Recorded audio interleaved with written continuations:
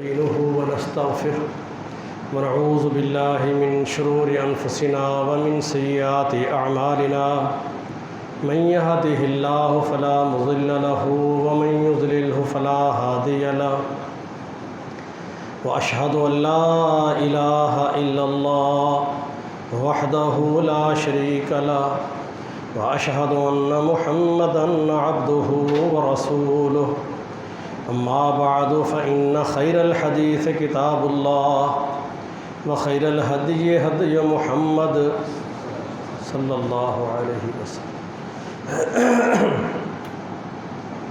وشر الأمور محدثاتها وكل محدثة بدعة وكل بدعة ضلالة وكل ضلالة في النار أعوذ بالله السميع العليم من الشيطان الرجيم بسم الله الرحمن الرحيم يا أيها الناس اتقوا ربكم إن زلزلة الساعة شيء عظيم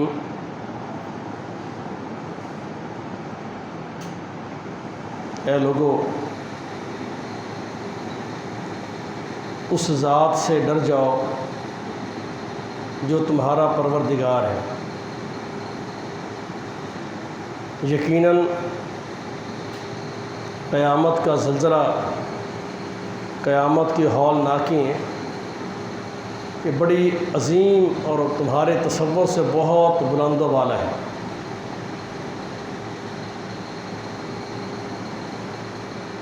آپ سمجھتے ہیں قیامت اس دن کو کہتے ہیں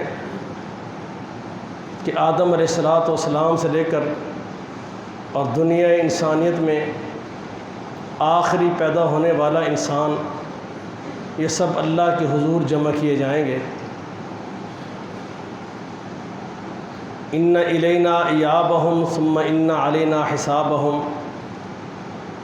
کہ دنیا میں رہ کر اللہ کی زمین پر بسیرا کرتے ہوئے، اللہ کے آسمان کے نیچے رہتے ہوئے، اس کے اگائے ہوئے اجناس، پھل اور پودے اور فروٹس، اس کی پیدا کی ہوئی آکسیجن اور ہوائیں، ان سب سے استفادہ کرتے ہوئے اس کی دی ہوئی زندگی، اس کی بنائی ہوئی آنکھیں، اس کا دھڑکتا ہوا دیا ہوا دل، ایک ایک نعمت جو اللہ عز و جل نے تمہیں دی ہے اور تمہارا خالق اور مالک ہے۔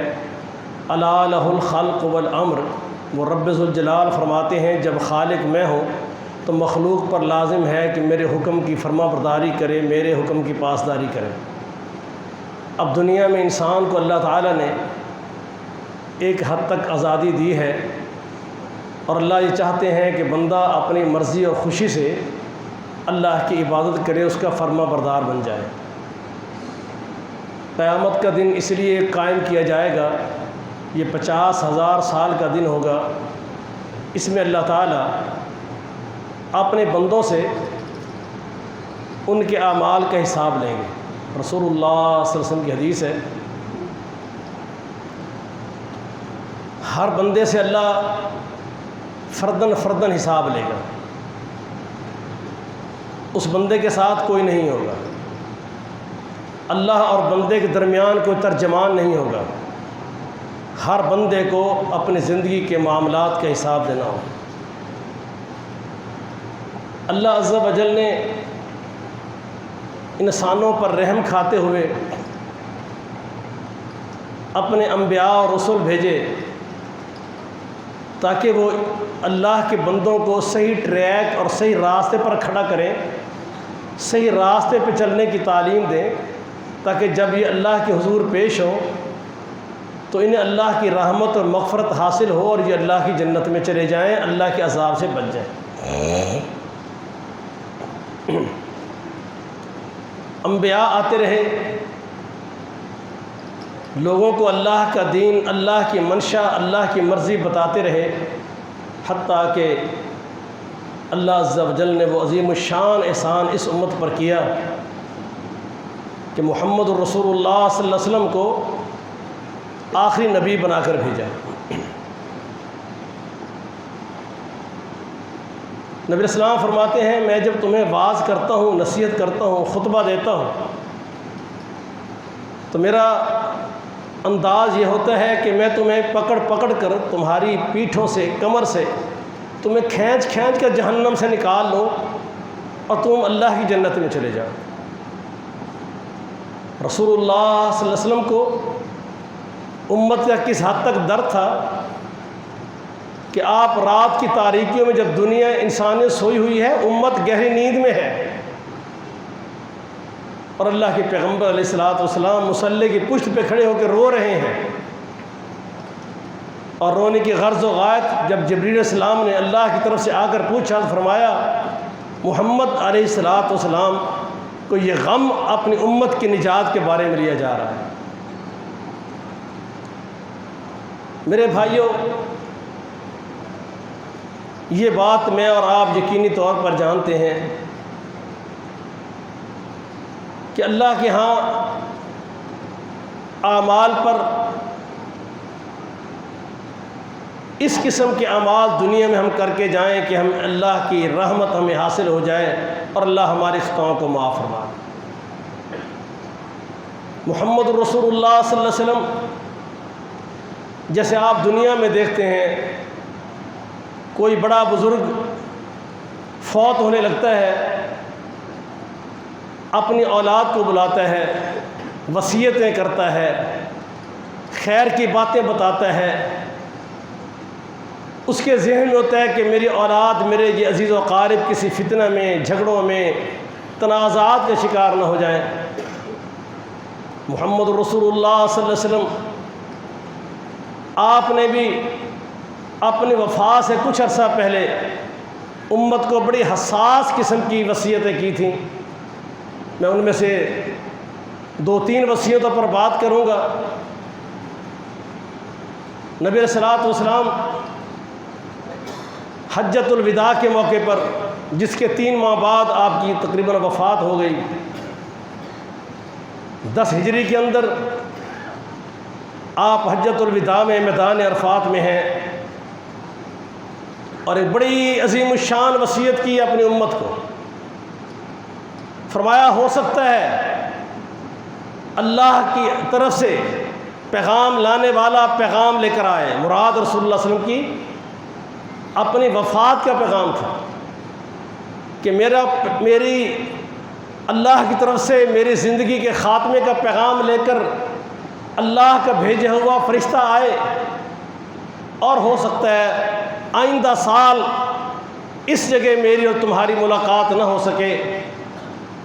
اللہ کے نبی نے وہاں پر ایک بات بیان کی، فرمایا ترکت فیکم امرین لن تضلوا ما تمسکتم بہما کتاب اللہ و سنت نبیہ۔ میں اللہ کے نبی تم کو 2 چیزیں تمہارے پاس چھوڑ کے جا رہا ہوں جو دین اسلام کے اساس ہیں۔ یہ دین اسلام وہ دین ہے، اس کے دن بھی روشن ہیں اور اس کی راتیں بھی دن کی طرح روشن ہیں۔ اگر تم چاہتے ہو کہ گمراہیوں سے بچ جاؤ، فتنے تمہیں نہ گھیر پائیں، تو پھر تمہارے لیے لازم ہے کہ ہدایت کے لیے صرف اللہ کی کتاب تمہارا مطمع نظر ہو، ہدایت کا سرچشمہ ہو، اور محمد رسول اللہ صلی اللہ علیہ وسلم کی حدیث، اللہ کے نبی کی سنت، اللہ کے پیغمبر کے فیصلے، اللہ کے نبی کے اعمال، یہ تمہاری نجات کے لیے 2 چیزیں تمہارے لیے بنیادی حیثیت رکھتی ہوں۔ اگر تم نے اس بات کو قابو میں رکھا، تم اس سے نہ ہٹے، تو لن تضلوا ما تمسکتم بہما، یہ 2 چیزیں اگر تمہارے عقیدے اور منہج میں شامل رہیں، دنیا کے بڑے سے بڑے فتنے بھی آ جائیں تمہیں گمراہ نہیں کر سکتے۔ کیوں؟ ابلیس نے اللہ عز و جل کے سامنے یہ بات کی تھی کہ ثم لآتینہم من بین ایدیہم ومن خلفہم وعن شمائلہم۔ اس نے قسم کھا کہا تھا یا اللہ کہ میں تیرے بندوں کو گمراہ کروں گا، ان کے آگے سے حملہ آور ہوں گا، ان کے پیچھے سے حملہ آور ہوں گا، وعن ایمانہم وعن شمائلہم، ان کے دائیں حملہ آور ہوں گا، ان کے بائیں حملہ آور ہوں گا، اور اللہ تیرے بندوں کو تیرا شکر گزار نہیں رہنے دوں گا، تیرے بندوں کو ہدایت کے راستے پر نہیں رہنے دوں گا۔ لَأَقْعُدَنَّ لَهُمْ صِرَاطَكَ الْمُسْتَقِيمَ، جو تیری جنت کا راستہ، وہ راستہ جو محمد کریم علیہ السلام کے ذریعے اللہ نے قسم کھا کر فرمایا تھا کہ یاسین والقرآن الحکیم انک لمن المرسلین علی صراط مستقیم، قسم ہے قرآن حکیم کی کہ محمد صلی اللہ علیہ وسلم آپ اللہ کے رسول ہیں اور میرے پیغمبر آپ صراط مستقیم پر ہیں، وہ جو پیغمبر والا راستہ ہے۔ ابلیس نے کہا میں ان کو ان راستے پر نہیں رہنے دوں گا۔ اللہ کے نبی فرماتے ہیں یہ تمہیں گمراہ نہیں کر پائے گا اگر تم نے کتاب و سنت کو مضبوطی سے تھامے رکھا۔ دنیا میں کسی کے ملفوظات ہوں، دنیا میں کسی کے فرمودات ہوں، دنیا میں کسی کا تیار کردہ ہوا آئین دستور ہو، ہر ایک سے گمراہی ممکن ہے۔ اگر گمراہی سے بچ سکتے ہو تو کتاب و سنت پہ چپٹے رہنا، تم کبھی گمراہ نہیں ہو۔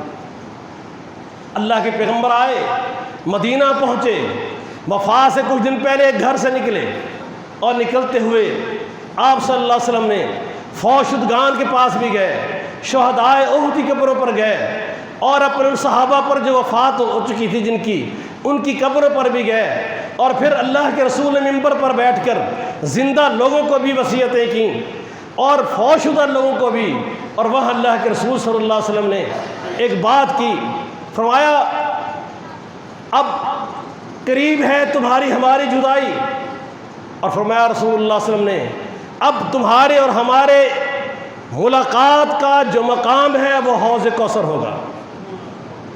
حوض کوثر یہ وہ ایک بہت بڑا تالاب اور حوض ہوگا جو بہت عظیم الشان، جس کی لمبائی چوڑائی بہت بڑی ہے، جس کا پانی نبی السلام فرماتے ہیں دودھ سے زیادہ سفید ہے، شہد سے زیادہ میٹھا ہے، برف سے زیادہ ٹھنڈا ہے۔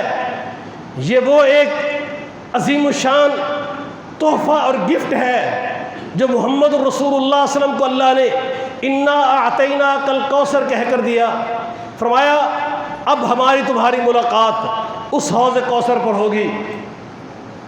اللہ کے رسول علیہ السلام وہاں پر حوض کوثر سے عظیم الشان ایسے جام رکھے ہوں گے، آپ خورے رکھے ہوں گے، گلاس ٹائپ وہ مشروب پینے کے لیے رکھے ہوں گے۔ محمد کریم علیہ السلام پوری امت کو وہ پانی حوض کوثر کا پلا رہے ہوں گے، امت کو بتا رہے ہیں کہ اللہ کے نبی دنیا سے چلے جائیں گے، اب تمہاری ہماری ملاقات اگر ہوگی تو حوض کوثر پر ہوگی۔ ساتھ ایک اور بات فرمائی، اللہ کی قسم جتنا اس امت کے لیے خیر اللہ کے نبی نے امت کو دی ہے، بد نصیب ہے وہ جو اللہ کے نبی کو چھوڑ کر مختلف قسم کے پیر مرشد پکڑتے پھرتے ہیں۔ کون سی خیر کی بات ہے جو تیری نجات پر ہو اور تیرے پیغمبر تجھ کو نہ بتائی؟ یہاں بھی فرمایا رسول اللہ صلی اللہ علیہ وسلم نے، فرمایا جب حوض کوثر پہ تمہارا پیغمبر ہوگا اور تم نے وہاں آنا ہے، اللہ کے نبی سے تمہاری ملاقات کا وعدہ اور تمہاری ملاقات کا مقام وہ حوض کوثر ہے۔ فرمایا وہاں کچھ لوگ آئیں گے، جب میرے پاس آنے لگیں گے میرے اور ان کے درمیان رکاوٹ کھڑی کر دی جائے گی، میں کہوں گا یہ تو میری امت کے لوگ ہیں، ان کو آنے دو میرے پاس، یہ میری امت ہے۔ لیکن وہاں پر اللہ کے نبی فرماتے ہیں مجھے یہ کہہ کر ان کو مجھ سے ہٹایا جا رہا ہوگا کہ اللہ کے پیغمبر یہ آپ کو معلوم نہیں، انک لا تدری ما احدثوا بعدک، وہ جو دین متین آپ دے کر آئے جس کی بنیاد کتاب اللہ تھی، اللہ کے نبی کی سنت تھی، وہ امانت آپ ان کے سپرد کر کے آئے، لیکن یہ وہ بد نصیب گروہ ہے جنہوں نے اللہ کے نبی کے دیے ہوئے اعمال کو، اللہ کے پیغمبر کے دیے ہوئے دین کو، اللہ کے نبی کی دی ہوئی نصیحتوں کو، اللہ کے پیغمبر کے دیے ہوئے نجات کے پروگرام کو انہوں نے کافی نہ سمجھا۔ انہوں نے آپ کے بعد اپنی مرضی سے خود نیکیاں بنائیں، خود اعمال بنائے، خود مسئلے بنائے اور اس راستے پہ چل پڑے۔ انہوں نے اللہ کے پیغمبر کے ہدایت کے راستے کو حتمی نہیں سمجھا۔ وہ جس کی امامت محمد کے پاس تھی صلی اللہ علیہ وسلم، اور جو راستہ جنت کا راستہ تھا، جو صراط مستقیم تھا، انہوں نے اس سے ہٹ کر اپنی مرضی کے اور دین بنائے، اور مسئلے بنائے، اور نیکیاں بنائیں۔ آپ کی دی ہوئی ہدایات پر کھڑے نہ رہے۔ اللہ کے نبی فرمائیں گے، پھر میں بھی جواب میں کہوں گا سحقاً سحقاً، ہٹاؤ ان کو مجھ سے، ہٹا دو ان کو مجھ سے، جنہوں نے میرے دین متین کا خیال نہیں رکھا، اس میں تبدیلیاں کر دی۔ میرے بھائیوں، کتنی عجیب بات ہے۔ اللہ کے رسول فرماتے ہیں کہ اللہ کے پیغمبر جوامع الکلم ہے، جو تعلیمات رسول اللہ صلی اللہ علیہ وسلم کی ہیں، جو اللہ نے دی ہیں، آپ کی بات مختصر ہوتی ہے لیکن بڑی وسیع ہوتی ہے۔ کتنی عجیب بات اللہ کے پیغمبر نے فرمائی ہے۔ فرمایا تمہیں ہٹایا جائے گا۔ آج سوچئے امت کس مقام پہ کھڑی ہے، کس نہج پہ کھڑی ہے، کوئی چیز باقی نہیں رہنے دی۔ اللہ کے رسول علیہ الصلوۃ والسلام نے فرمایا کھانا کھاؤ سحری کا، قرآن بھی کہتا ہے سحری کھاؤ، جب صبح کی اذان ہو، صبح صادق ہو جائے، کھانا ختم کر دو، اب افطاری تک تم نے کچھ کھانا پینا نہیں، یہ تمہارا روزہ ہے۔ لیکن اللہ کے نبی کی تعلیمات پر، یہ معمولی باتوں پر بھی اللہ کے نبی پر نہیں ٹھہرا۔ اس نے خود ایک دعا بنا دی کہ باب صوم غد نویت من شہر رمضان۔ کس نے بنائی یہ دعا؟ کب تمہیں اللہ کے نبی نے یہ دعا دی تھی؟ معاذ اللہ تم یہ ثابت کرنا چاہتے ہو کہ یہ ایک بڑا خیر کا کلمہ تھا جو روزے کی بنیاد تھی، اور اللہ کے رسول معاذ اللہ امت کو محروم کر گئے اس سے۔ میرے بھائیو، اگر ہم نے قیامت کے دن وہ جام کوثر اللہ کے نبی کے ہاتھوں سے لینا ہے، تو پھر تمہیں اللہ کے لیے رکنا ہوگا ان سب خباثتوں سے جو دین کے نام پر معاشرے میں وجود پا چکے ہیں۔ پھر تمہیں رکنا ہوگا۔ کتنا بد نصیب ہے وہ شخص جو اس عظیم الشان حوض کوثر کے جام سے محرومی چاہتا ہے۔ آپ کو پتہ ہے اسی کیا تاثیر ہے؟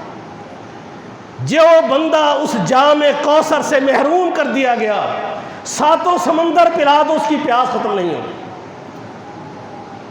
یہ اللہ کی سب سے بڑی نعمت ہے۔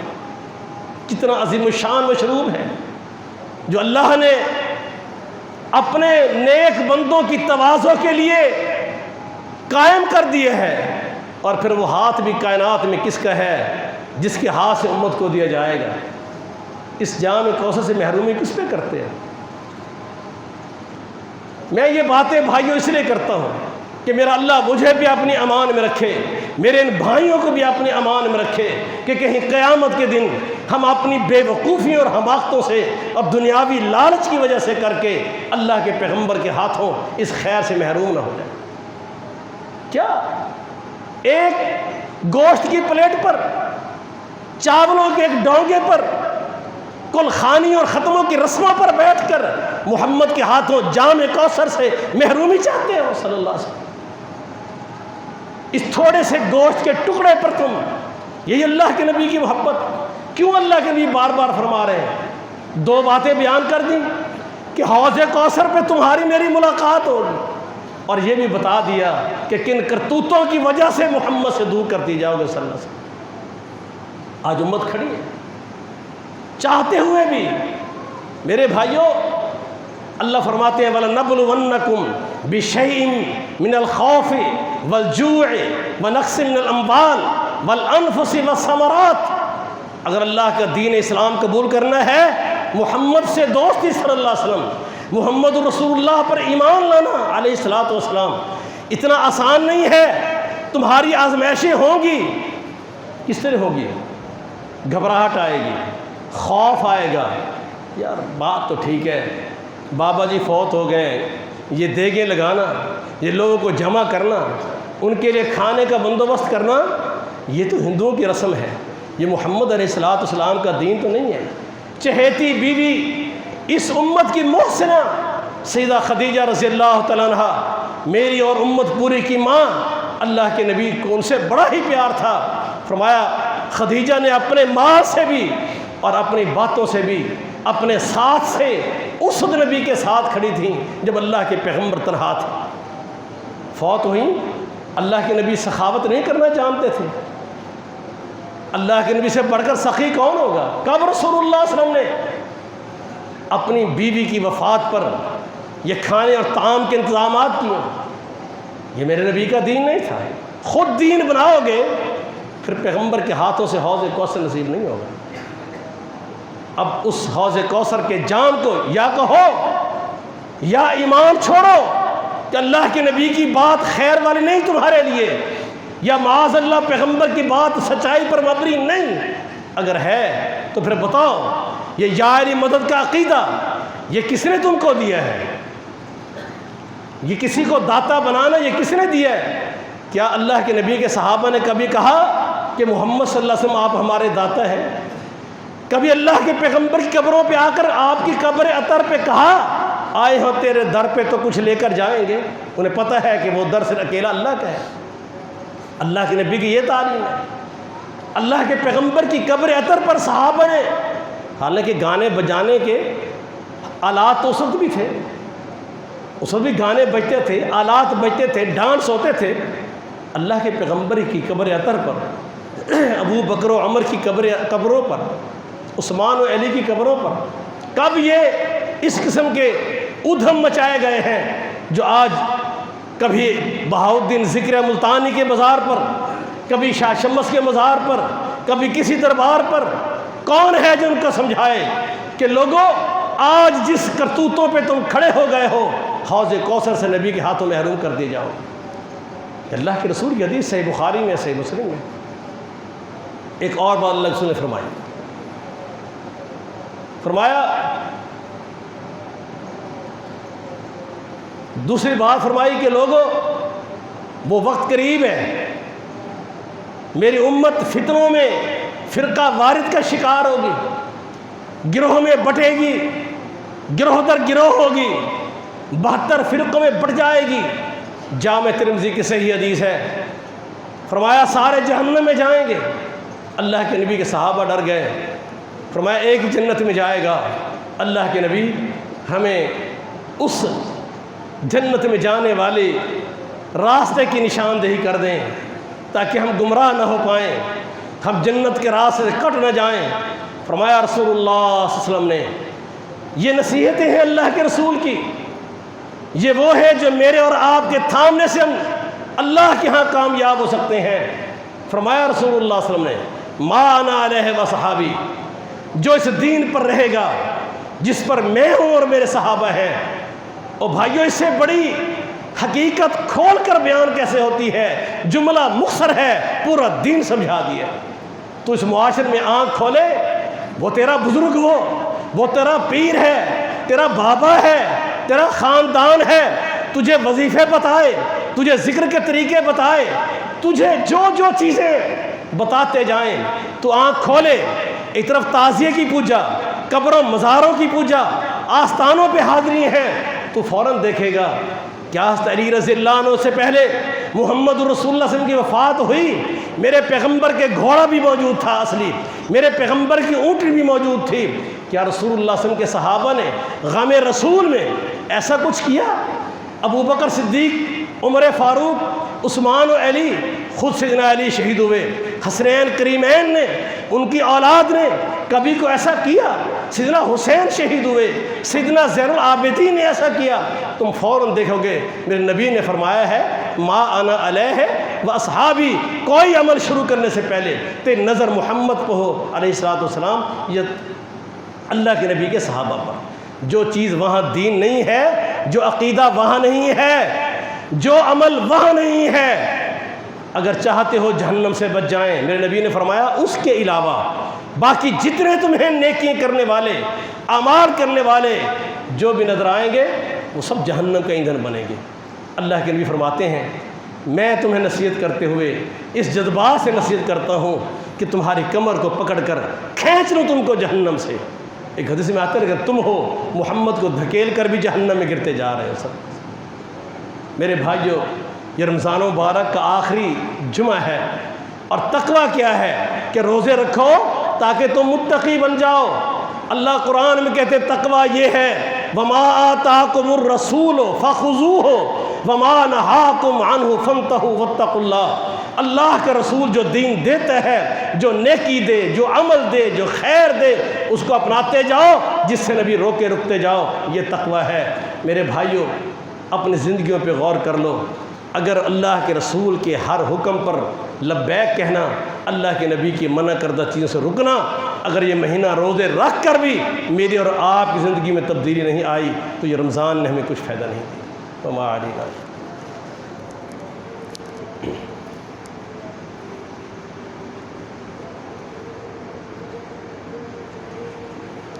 الحمد للہ نحمدہ ونستعینہ ونستغفرہ ونعوذ باللہ من شرور انفسنا ومن سیئات اعمالنا من يهده الله فلا مضل له ومن يضلله فلا هادي له واشهد ان لا اله الا الله وحده لا شريك له واشهد ان محمدا عبده ورسوله اما بعد فان خير الحديث كتاب الله وخير الهدي هدي محمد صلی اللہ علیہ وسلم وشر الامور محدثاتها وكل محدثة بدعة وكل بدعة ضلالة وكل ضلالة في النار۔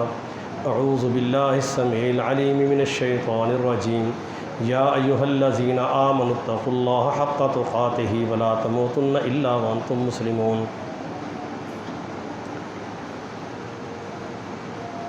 نبی صلی اللہ علیہ وسلم کی حدیث ہے، فرمایا کچھ لوگ قیامت کے دن آئیں گے اور ایک پہاڑیوں کا بہت بڑا سلسلہ ہے جسے تہامہ کہتے ہیں، تو ان کے پاس اعمال تہامہ پہاڑی سلسلے کے مطابق بہت زیادہ انہوں نے نیکی اور اعمال اکٹھے کیے ہوں گے، لیکن جب اللہ کے سامنے آئیں گے تو وہ ذرات کی حیثیت اختیار کر کے ان کو اڑا دیا جائے گا، بندے کے پاس کچھ نہیں بچے گا۔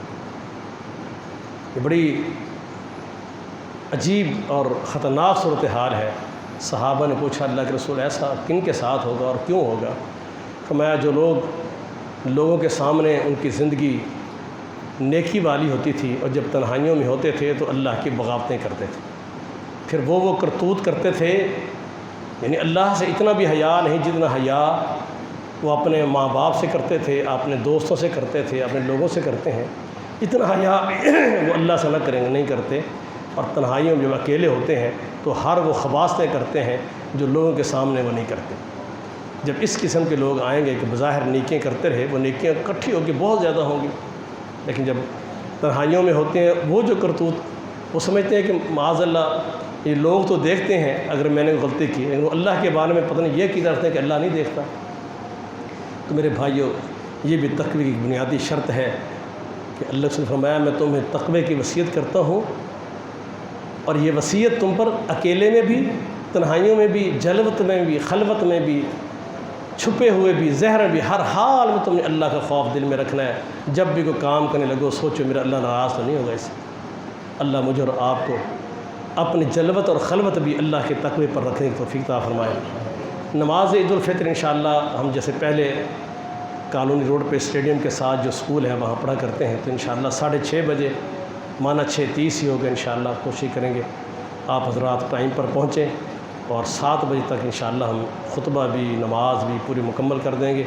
ساتھ ہی اپنے دوستوں کو بتائیں، اپنے میسیج بھی چلا دیں کہ ہم عید الفطر کی نماز 6:30 بجے انشاءاللہ ادا کریں گے۔